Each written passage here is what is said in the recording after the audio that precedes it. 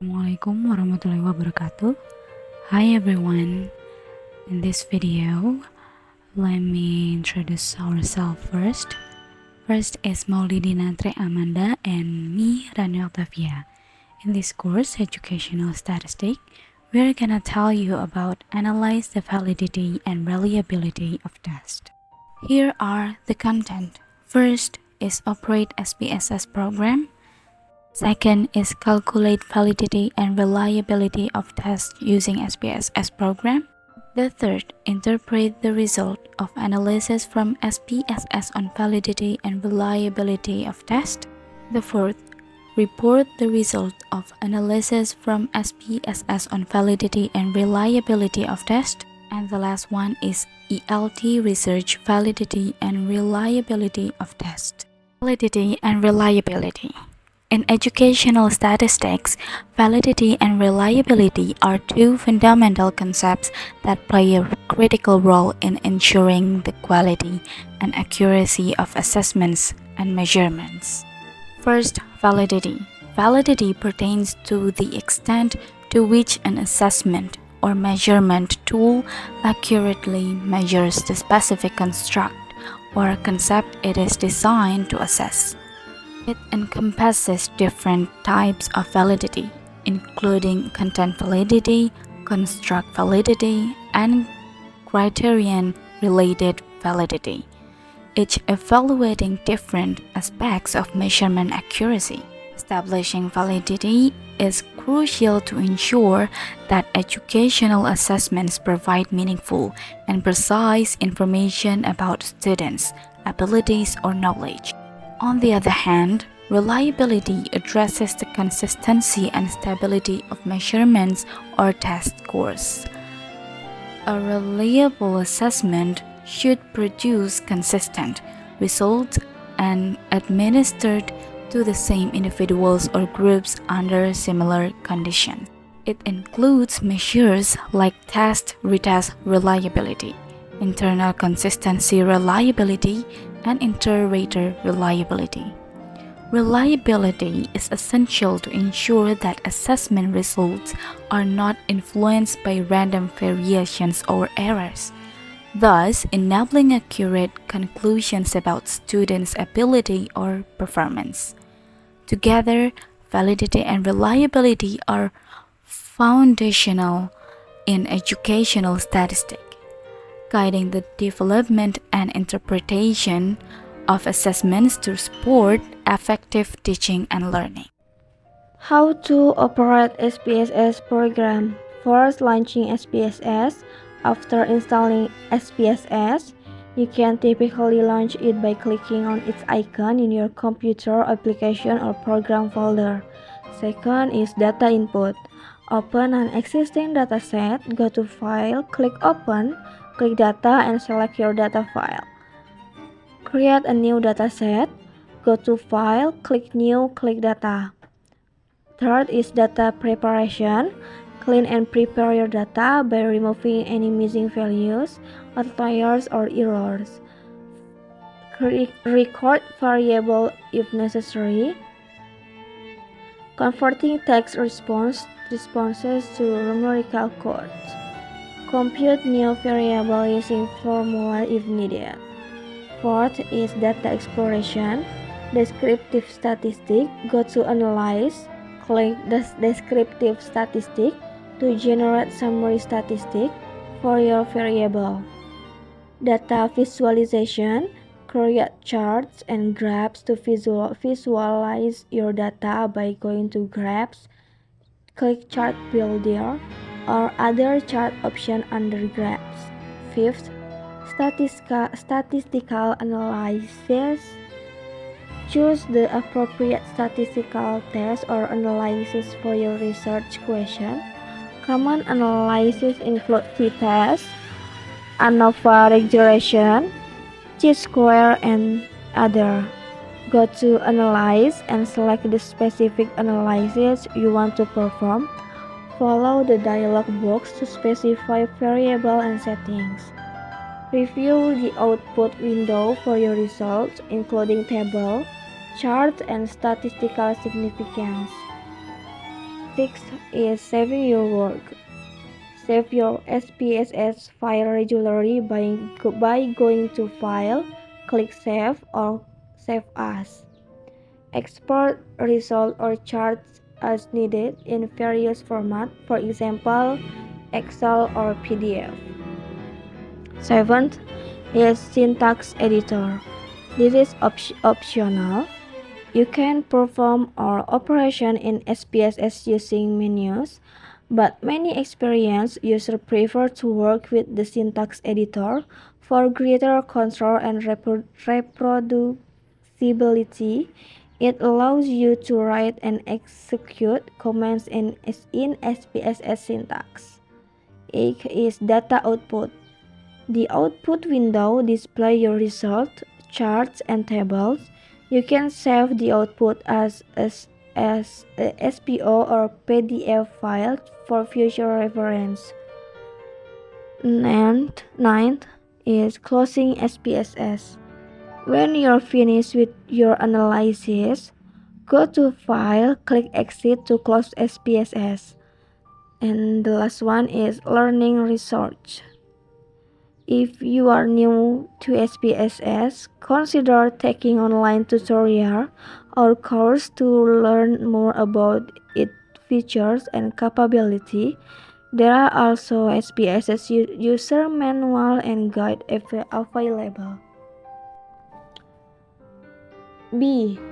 To demonstrate ways to calculate validity and reliability of tests using SPSS program. Calculating validity and reliability in SPSS typically involves conducting statistical analysis to assess these properties. Here's outline the steps for calculating validity and reliability using SPSS for a hypothetical dataset. First is content validity. Content validity typically involves expert judgment rather than statistical analysis. Experts review the test item to ensure they represent the content domain adequately. Second is construct validity. Conduct a factor analysis in SPSS to assess construct validity. Open your dataset and in SPSS. Go to Analyze, click Dimension Reduction and click Factor. Select the variable test item you want to analyze. Choose the extraction method. For example, principal component analysis and rotation method. Example is Varimax. Review the output, including factor loadings, to determine if your item load onto expected factors. Third is criterion-related validity. Calculate correlation between your test score and a criterion measure. First is use correlate under the Analyze menu. Select the relevant variable, your test score and the criterion measure. Check the correlation coefficient in the output. A high correlation indicates good criterion-related validity. Fourth is internal consistency reliability. Cronbach alpha. To calculate Cronbach alpha for internal consistency reliability, follow the steps. Go to Analyze, click Scale, click Reliability Analysis. Select the test item you want to analyze. Check Cronbach alpha under Statistics. Click OK. The output will display Cronbach alpha a high value. Fifth is test-retest reliability. For test-retest reliability, you'll need data from two administrations of the same test. Calculate the correlation between score at time at time 1 and time 2, use the correlate function as mentioned earlier. 6 is inter-rater reliability. If you have multiple raters, calculate inter-rater reliability using intra-class correlation coefficient or ICC. Here is how to use. First use analyze, click scale, click reliability analysis. Select the variable representing different raters. Check intra-class correlation coefficient under statistic. Click OK. The output will provide the ICC value. A high ICC indicates good inter-rater reliability. C. To interpret the result of analysis from SPSS on validity and reliability of tests. Interpreting SPSS result for test validity and reliability means making sense of the data to understand if your test is accurate and consistent. First, content validity. Check if the test content match what is supposed to measure. Second is construct validity. Confirm that the test measure what it's meant to. High factor score are good. Third is criterion validity. See if test score relate to external criteria. A strong connection is good. Fourth is reliability. Consistency. Check if the test items are consistent in measuring the same thing. High values are good. Stability. Test if score remains stable over time.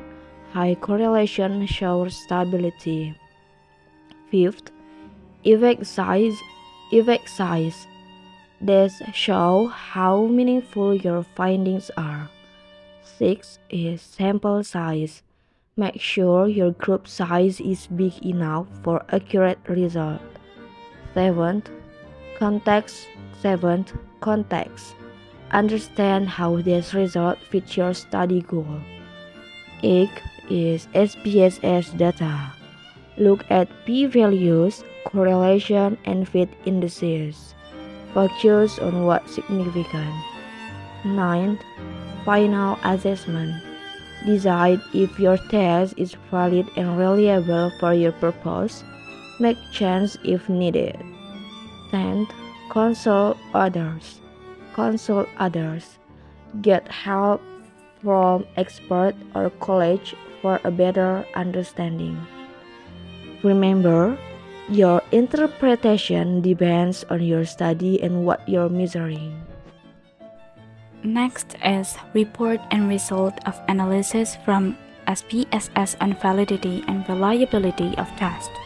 Reporting the result of SPSS analysis on test validity and reliability involves communicating your findings clearly and succinctly. Here's a step-by-step guide on how to report this result. First, title and introduction. Begin with a clear title that summarizes your report. For example, Analysis of Test Validity and Reliability using SPSS. In the introduction, provide a brief overview of the test, its purpose, and why validity and reliability analysis is essential. Second, methodology. Describe the data collection process and your sample size. Specify the statistical methods used for assessing validity and reliability. Third, validity analysis. Start with content validity, explaining how you ensured that test content aligns with its intended purpose. Second, discuss the construct validity, reporting factors analysis results, and explaining the meaning of high factor scores. Describe criterion validity, including correlations with external criteria and their significance. Fourth, reliability analysis. Discuss the reliability of the test by addressing internal consistency, report Cronbach alpha or other relevant coefficients. Stability over time, report test-retest correlations and any significance. Fifth, results. Present the SPSS results using tables or graphs, highlighting significant findings. Use clear and concise language to explain the results. Avoid jargon. 6. Discussion. Interpret the results and their implications. Discuss what the validity and reliability findings mean for your test. Address any limitations or potential sources of error. 7. Conclusion. Summarize the key findings and their importance. Mention if any adjustments or improvements to the test are needed based on the analysis. 8. Recommendations. Provide recommendations for future research or potential modifications to enhance test validity and reliability. 9. References. Cite all sources, including SPSS if applicable. 10. Appendices. Include any additional materials like detailed statistical outputs or questionnaires used. Ensure your report is well structured, logically organized, and easy to follow. Use plain language to make the results accessible to a broader audience. Here is an example of ELT research validity and reliability of test. Research title: Assessing the validity and reliability of the TOEFL IBT test for university admissions in non-native English-speaking countries. Objective: The objective of this research is to evaluate the extent to which the TOEFL IBT test accurately measures the English language proficiency of non-native English speakers for university admissions in countries where English is not the primary language. Validity. First, content validity. Researchers analyze the test content to ensure it adequately represents the skills and knowledge relevant to university-level English proficiency. Second, construct validity. This involves examining whether the test effectively measures the intended construct, which in this case is English language proficiency. Third, criterion-related validity. Researchers compare the TOEFL IBT scores with actual university performance of students who took the test to determine if there is a strong correlation between their test scores and academic success. Reliability. First, test-retest reliability. A group of participants takes the TOEFL IBT test and their scores are recorded. After a period of time, the same participants retake the test and their scores are compared to see if there is a high degree of consistency. Second, internal consistency reliability. Researchers analyze the consistency of scores across different sections or items within the TOEFL IBT test to ensure that it consistently measures English proficiency. Third, inter-rater reliability. For tests that involve human raters or such as speaking or writing assessments, multiple raters evaluate the same responses, and their scores are compared to ensure that raters are scoring consistently. By conducting such research, ELT professionals can provide evidence of validity and reliability of English language proficiency test, which is crucial for their acceptance and use in educational and employment context.